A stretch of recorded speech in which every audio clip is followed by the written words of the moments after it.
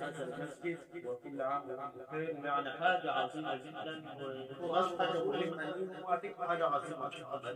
شكرا لك.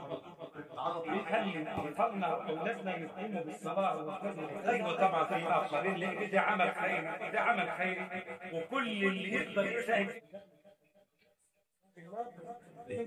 ده الأفضل الله ولكم الشكر والحسن.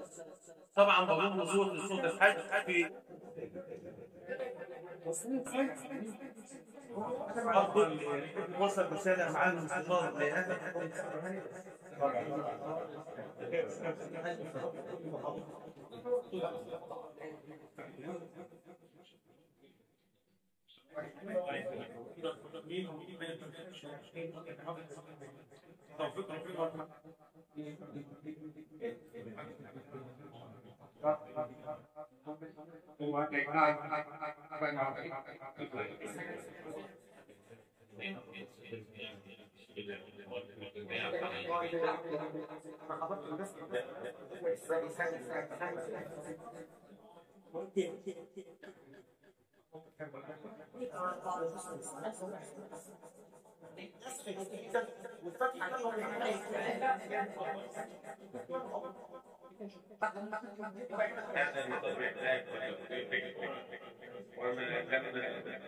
منهج القرآن دار في الضلال والضلال، ومن مشى في دور القرآن